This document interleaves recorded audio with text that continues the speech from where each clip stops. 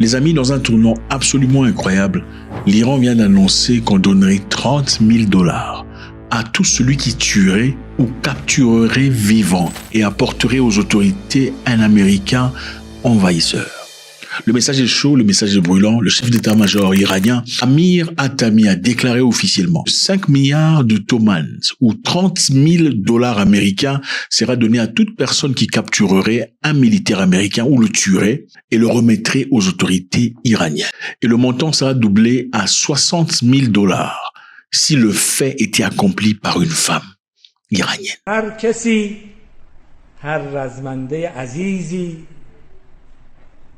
یک آمریکایی رو بکشد یا دستگیر کنه تحویل بده به هر کدوم از یگانه‌های ارتش جمهوری اسلامی ایران، ما به پشتوانه این عزیزانی که میخواهند در جهاد مالی شرکت کنند اما به ضمانت ارتش در کنار اون اجر عظیم جهاد یک هدیه خوب میدیم.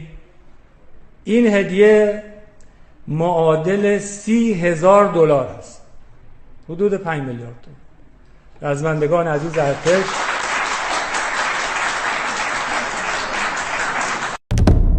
il y a des messages très clés ici et très simples et très importants. D'abord, la guerre est ouverte. Tout le monde doit être prêt. Secondo, il y a une grande motivation pour les militaires et les hommes, pas seulement les militaires, les civils iraniens. 30 000 $. Si vous tuez ou vous capturez, en tuant, c'est un message fort. En capturant, c'est pour éviter les infiltrations. Parce qu'évidemment, jusque-là, les États-Unis ont envisagé une possibilité d'une attaque terrestre. Donc, pour décourager, la leçon numéro 3 ici, Donald Trump, si vous envoyez des militaires pour infiltrer, on a donné de l'argent en position. 30 000 $ si on capture, 30 000 $ si on tue et 60 000 $ si une femme va même annoncer la présence d'un Américain. Alors, il y a aussi un message beaucoup plus fort. C'est-à-dire autant que l'Occident blâme l'Iran de toujours négliger la femme. Ici, on donne 60 000 $ à la femme qui fera le même fait. C'est pour dire, regardez comment on traite les femmes ici. Évidemment, l'annonce a été annoncée dans le contexte que nous savons tous. L'Iran, les États-Unis d'Amérique, ça fonctionne pas depuis un temps. Ça ne marche pas du tout. Donald Trump pensait qu'il jouerait un coup de maître, une négociation frénétique qui se terminerait très rapidement, où les États-Unis d'Amérique sera au-dessus pendant que l'Iran sera en dessous. Malheureusement pour lui, l'Iran est très bien préparé. Et de manière encore plus brûlante, Donald Trump vient de menacer de bombarder Oman. Voilà Oman sur la carte. Menace de bombarder Oman. Vous avez dit que vous bombarderiez Oman jusqu'à plus soif s'il gênait la réouverture du détroit d'Ormuz. Diriez-vous que vous avez perdu patience avec Oman ?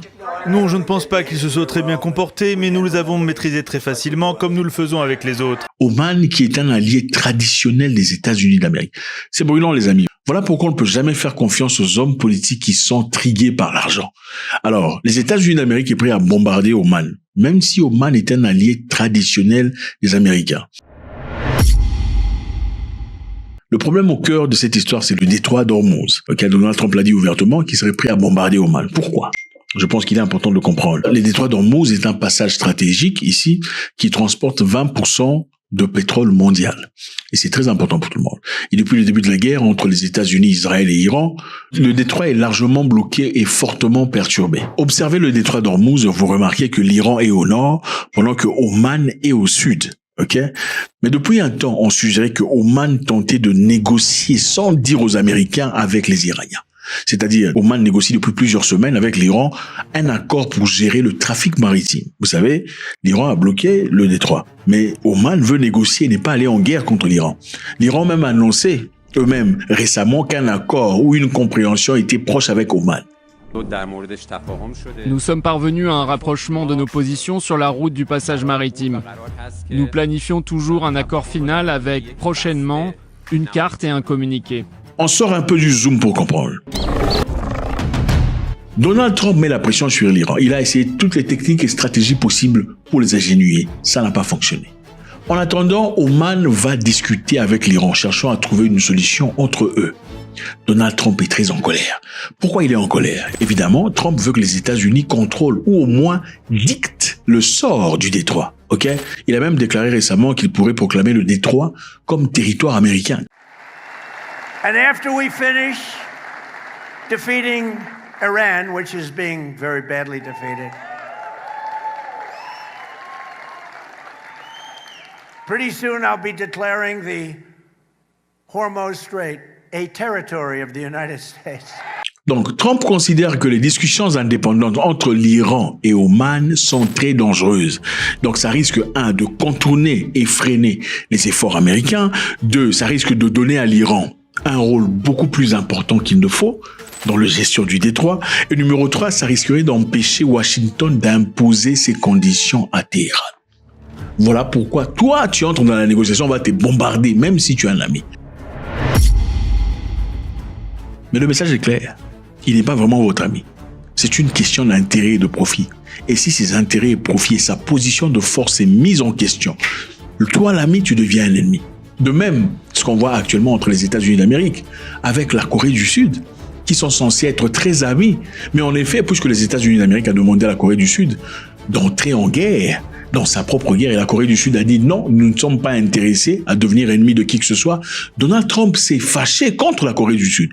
Récemment, j'ai appelé le président de la Corée du Sud que j'apprécie, je le trouve très sympathique, en fait, je l'ai donc appelé. Je lui ai demandé, voudriez-vous nous donner un petit coup de main? Nous n'avons pas besoin d'aide pour le reste, mais si vous le voulez bien, aidez-nous concernant l'Iran. Il a répondu, non, merci. Et j'ai dit, attendez une minute. Nous avons 39 000 soldats là-bas qui vous protègent de Kim Jong-un, votre voisin immédiat. Il a même promis de retirer ses militaires de la Corée du Sud.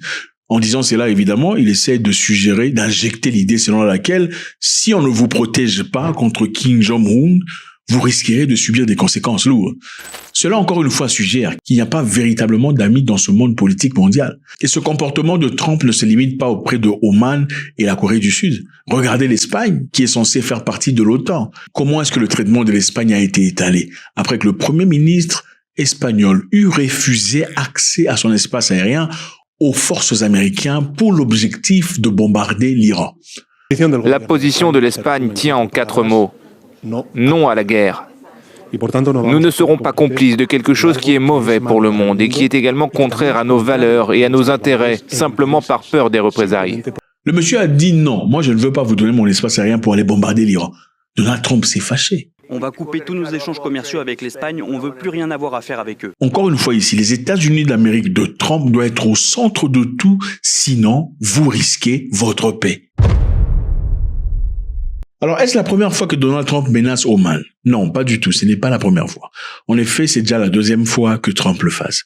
En mai 2026, cette année seulement, il avait déjà dit qu'il faudrait faire sauter s'il ne se comportait pas bien, notamment après la discussion sur des éventuels frais de passage dans le détroit. Donc, Trump a dit qu'il allait faire sauter Oman s'il ne se comportait pas bien. Maintenant, ouvertement, il le dit, nous allons bombarder si vous nous entendez. Mais quelles leçons pouvons-nous apprendre de cette histoire? Parce qu'évidemment, les amis, il y a toujours des leçons à apprendre. Selon l'Iran, la leçon numéro 1, les États-Unis ont sous-estimé l'Iran et ont été vaincus dans leur propre jeu. Ok, la guerre est asymétrique, ça c'est évident, mais les Iraniens estiment que les États-Unis ont été vaincus. Selon Téhéran, les Américains et Israël ont lancé évidemment une guerre d'agression en février 2026. Pour eux, c'est une guerre d'agression. La leçon iranienne ici est que les ennemis ont fondamentalement mal calculé la force militaire de l'Iran. Ont-ils raison de le penser? Les Iraniens pensent que leurs ennemis ne doivent pas répéter les graves erreurs du passé. L'Iran a affirmé avoir expulsé les forces américaines de la région persique, de la mer d'Oman et du détroit d'Ormuz. Ont-ils raison? Évidemment, les Américains ne sont pas là. Ils ont réellement poussé les Américains hors du détroit d'Ormuz. Ils disent avoir infligé une défaite stratégique à l'armée la mieux équipée du monde. Ont-ils raison? Eh ben, je pense que c'est intéressant de savoir ce qui se passe dans les navires militaires américains. Les gens ne sont pas très bien du tout. On en parlera dans la vidéo prochaine. La leçon numéro 2, c'est la résistance populaire. L'annonce de 30 000 $ a motivé tout le monde et 60 000 pour les femmes. Ceci a été présenté comme une initiative née de nombreuses demandes iraniennes. La leçon est claire. La guerre n'est pas seulement une affaire d'armée, c'est aussi une affaire de citoyens. Donc tout citoyen doit participer pour défendre l'honneur de son pays et les Iraniens sont prêts. La leçon numéro 3 ici, d'après les Iraniens, c'est que les États-Unis d'Amérique deviendra une leçon pour l'histoire. Atami a déclaré officiellement, les Américains doivent savoir que c'est l'Iran. Et s'ils font une erreur, ils deviendront une leçon pour les autres tout au long de l'histoire. Faites-moi savoir ce que vous en pensez. La motivation est financière, elle est aussi spirituelle et mentale. C'est une façon de dire, nous sommes prêts. Envoyez vos espions. Nous allons les trouver. Les gens sont motivés, la population militaire et civile, les hommes, les femmes, tout le monde. D'ailleurs, plus pour les femmes que les hommes, à $60 000. C'est beaucoup d'argent. $30 000 pour les militaires et les jeunes. Ils sont plus que jamais motivés de déloger, de dénoncer, de montrer, de pointer du doigt tout celui qui se présente comme ennemi de l'Iran. God bless. Cet homme ici, Sergei Lavrov, accuse la France et l'Ukraine de financer, d'entraîner et de fournir les outils nécessaires aux terroristes en Afrique pour garder leur influence. Dans cette vidéo, les amis, on apprendra quelques leçons très importantes. La principale, c'est que la France est prête à s'allier à n'importe qui pour nuire. La France collabore avec des terroristes et des rebelles pour affaiblir les gouvernements souverains du Sahel. La deuxième leçon ici est que l'Ukraine montre le vrai visage de l'Occident. En soutenant les groupes armés contre des gouvernements africains légitimes, l'Ukraine prouve que l'Occident est prêt à utiliser le terrorisme pour protéger ses intérêts géopolitiques. Troisièmement, vous comprenez pourquoi les opérations militaires françaises ont échoué en Afrique. Pendant les années, on parle ici de Barkhane. La France n'a pas vaincu les djihadistes. Au contraire, les violences ont augmenté. Et cela montre, selon eux, que la présence française servait plus à maintenir la domination qu'à vraiment sécuriser la région.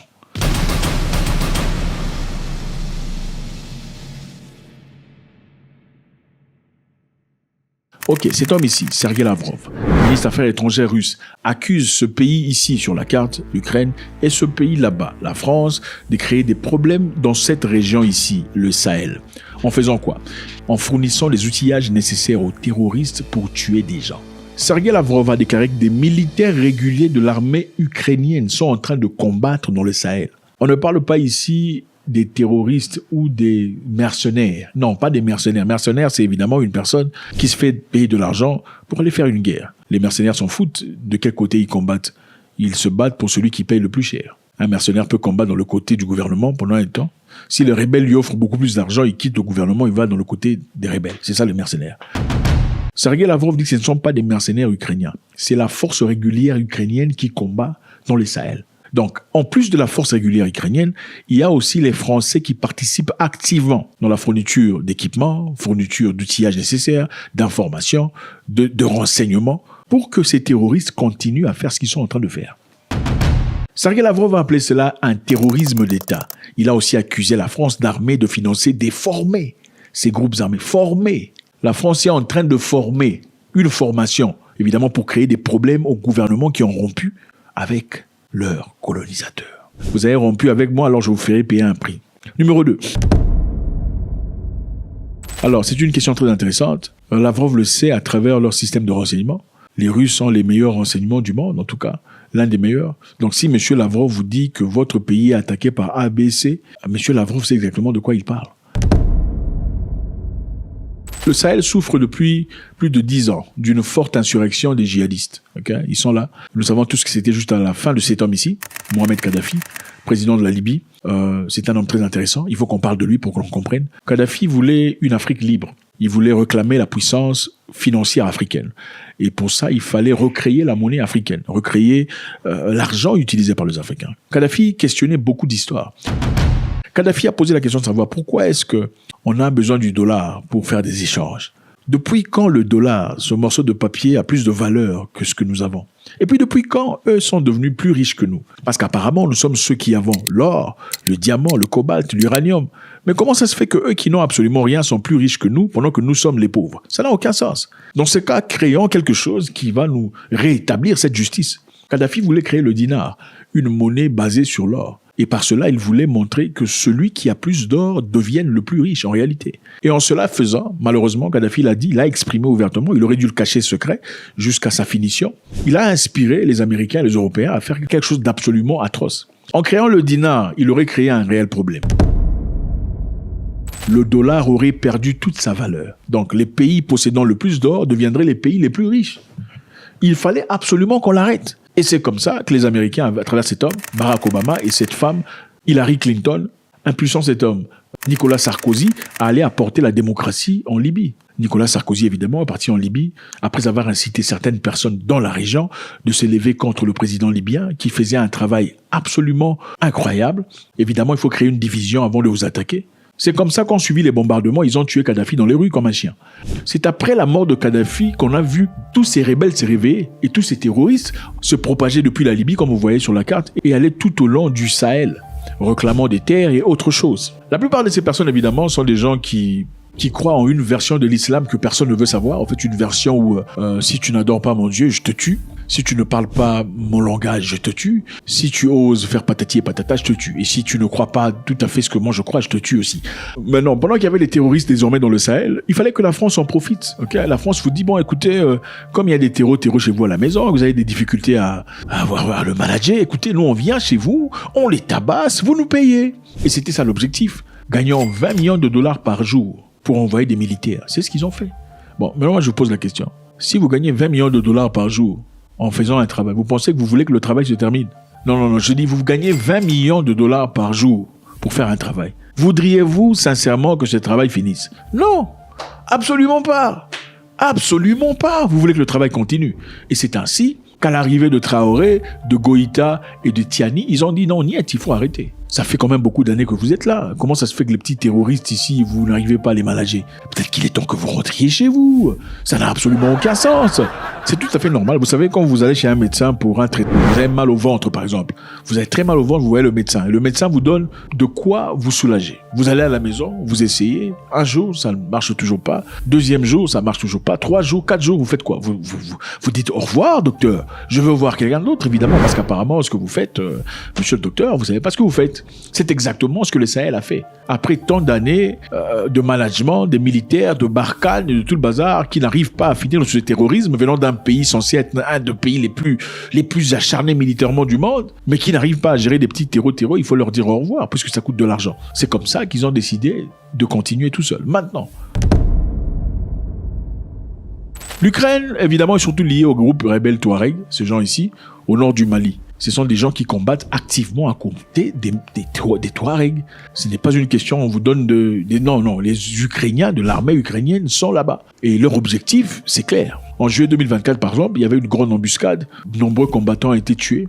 Et parmi eux, des Maliens et des Russes. Nombreux Maliens sont tombés. Et les Ukrainiens étaient impliqués. Et comment on sait que les Ukrainiens étaient impliqués? C'est parce qu'un monsieur chargé de renseignement a dit ouvertement à la télévision « Nous avons fourni aux rebelles les éléments nécessaires, les informations pour tuer les Maliens. » fact that the rebels received the necessary information that allowed them to conduct a successful operation against Russian war criminals, the whole world has already seen this. In principle, this can be commented on. We certainly will not disclose any details, but let's say there will be a continuation. This is sensitive information. C'est une personne qui finalement, je pense, avait regretté avoir dit ça, parce que ce sont des informations qu'on ne partage pas. Il a dit, évidemment, il voulait aussi montrer aux gens que les Ukrainiens sont actifs, ils sont forts. Donc, les gens voulaient tuer des Russes. En voulant tuer des Russes, vous tuez aussi des Maliens, des Africains. Vous avez des problèmes avec les Russes, il faut gérer ça là-bas en Russie ou en Ukraine. Pourquoi tuer des Africains? Et aussi à la télévision disant, bon, voilà, on les a tués parce que voilà. Et en ce moment-là, certains pays africains se sont levés, disant absolument pas, on n'acceptera pas ces genres d'histoires. Je pense que le Niger a coupé les liens avec l'Ukraine. Le Burkina Faso s'est retiré de l'Ukraine en solidarité. C'est ça la vraie fraternité, il faut le dire. Si vous attaquez un pays européen, vous pensez que les Européens vont vous regarder? Non, ils vont vous couper le camp. D'ailleurs, au moment où on a renvoyé les Français au Burkina Faso, quand on leur a dit au revoir, qu'est-ce qui s'est passé? Il y a eu les Scandinaves, quelques pays scandinaves qui ont fermé leur ambassade. Ils sont partis aussi. Ils ont dit, puisque vous ne voulez pas les Occidentaux et l'Occident, nous aussi on s'en va. Ils n'ont pas posé de questions. Mais nombreux pays africains n'ont pas soutenu le Mali quand les Maliens ont été tués par les Ukrainiens. Ils se sont tués. C'est ça la fraternité dont on parle. L'Ukraine veut frapper les intérêts de la Russie. C'est simple. Peu importe où ça se trouve, il faut frapper les intérêts de la Russie. C'est ça l'objectif de l'Ukraine. L'Ukraine veut rendre très difficile le travail de la Russie en Afrique et montrer que la Russie n'est pas en sécurité, même loin de l'Ukraine. Donc l'Ukraine a besoin de tabasser sur la Russie partout où ça se trouve. Mais pourquoi l'Ukraine n'attaque pas l'ambassade russe au Canada ou au Japon ou en Grande-Bretagne? Mais ils sont prêts à attaquer les intérêts russes en Afrique. C'est ça la question qu'il faut se poser. C'est parce qu'évidemment, les 3 pays que vous voyez, C'est parce que ces trois pays ont souvent voté contre ou se sont abstenus sur les résolutions de l'ONU en ce qui concerne la Russie. Okay? Quand on a parlé de la Russie et sa guerre en Ukraine, ces gens ont clairement montré de quel côté ils se rangent. Et l'Ukraine n'a pas aimé ça. Donc, puisque vous vous rangez du côté de la Russie, bon, on s'en fout. S'il faut attaquer les Russes chez vous à la maison et que ça tue vos gens, on s'en fout. On le fera pas en Angleterre, mais chez vous, on le fera sans doute. Parce que c'est une façon à vous montrer à vous aussi. Et rappelez-vous, c'est après ce moment-là, après cette clarté, qu'on a remarqué que nombreux pays africains avaient voté pas contre la Russie aux Nations Unies, ils se sont abstenus. Et c'est à partir de là que l'Ukraine a pris la décision, dit, bon, écoutez, je pense qu'il est temps de renforcer ma relation avec les Africains. Rappelez-vous, avant cette affaire aux Nations Unies, l'Ukraine n'avait pas beaucoup d'ambassades en Afrique, il n'y en avait pas. Il n'y avait pas d'ambassade ukrainienne en Afrique. C'est à partir de cette histoire, quand ils ont vu que les Africains s'est rangés à côté de la Russie, qu'ils ont commencé leur diplomatie autour du continent africain. Bon, s'il n'y a pas d'ambassade chez vous, ça veut dire quoi? On n'a pas besoin de vous, on s'en fout de vous, on peut vivre sans vous. Pendant des années et des années, des dizaines et des vingtaines d'années. C'est à peine qu'ils ont commencé à ouvrir des ambassades dans des pays africains. Rappelez-vous, au début de la guerre, en Ukraine, regardez par exemple cette femme ici en train de se plaindre. Et quand il a été temps de monter dans ce bus, les Ukrainiens ont dit uniquement les Ukrainiens, littéralement en tant que personne noire. J'ai même menti en disant que j'étais enceinte. Ils s'en fichaient. Je suppliais. L'officiel m'a littéralement regardé dans les yeux et m'a dit, dans sa langue, uniquement les Ukrainiens. C'est tout. Que si vous êtes noir, vous devez marcher. Et cela faisait 8 heures de plus. Beaucoup d'Africains se sont plaints disant qu'en Ukraine, ils étaient maltraités. Ou carrément, on leur a refusé le chemin. Ils voulaient quitter l'Ukraine à cause de la guerre. Et à nombreux, on a dit non, on n'accepte que les enfants. Et il y a une femme, une Nigériane, je pense, qui a dit, mais je suis une femme. Pourquoi vous dites que vous n'acceptez que des enfants ? La France est en colère parce qu'elle a perdu ses bases militaires en Afrique. La France a perdu des milliers de soldats. Ils sont très en colère. Non, la France n'est pas en recul en Afrique. Elle est simplement lucide, elle se réorganise. Je dis ça parce que quand je lis une bonne partie de notre presse et beaucoup de commentaires, les gens, regardant avec les lunettes d'hier, disent c'est terrible, l'Afrique est en train de disparaître. Non, on a choisi de bouger en Afrique. On a choisi de bouger parce qu'il fallait bouger. On a regardé notre relation passée, mémorielle, culturelle. On la factualise, on l'assume, on se dit la vérité. Mais on ne cède rien à la désinformation et aux ingérences. 2, nous avions une relation sécuritaire. Elle était de deux natures en vérité. Il y a une partie, c'était notre engagement contre le terrorisme depuis 2013. On avait raison. Je crois qu'on a oublié de nous dire merci. C'est pas grave, ça viendra avec le temps. L'ingratitude, je suis bien placé pour le savoir, c'est une maladie non transmissible à l'homme. La France a perdu des accords de défense, ok ? La France a perdu encore une grande partie de son influence politique en Afrique. Rappelez-vous, la France a colonisé tous ces pays ici. Et maintenant, là, ils n'ont plus ces avantages. Ce sont des raisons pour lesquelles ils veulent faire ça. La raison numéro 1, la France n'accepte pas de perdre son influence coloniale. Donc comprenez ici, quand un pays africain par exemple décide de se libérer complètement de son ancien colonisateur, qu'est-ce qui se passe? La France utilise tous les moyens, y compris les groupes armés, pour déstabiliser le pays et le punir. La raison numéro 2, il ne faut pas faire confiance à un ancien colonisateur. Il ne faut pas faire confiance à un ancien colonisateur. Okay? La seule solution est de rompre complètement et de chercher de nouveaux partenaires, comme la Russie, qui respectent la souveraineté. La leçon numéro 3, on ne peut pas faire confiance en l'Ukraine, malheureusement, jusque-là. Un pays qui collabore avec des terroristes en Afrique ne mérite ni relations diplomatiques, ni considération. C'est pourquoi le Mali, le Burkina Faso et le Niger ont rompu et fortement dégradé leurs liens avec Kiev. Faites-moi savoir ce que vous en pensez. C'est toujours avec beaucoup de plaisir. God bless.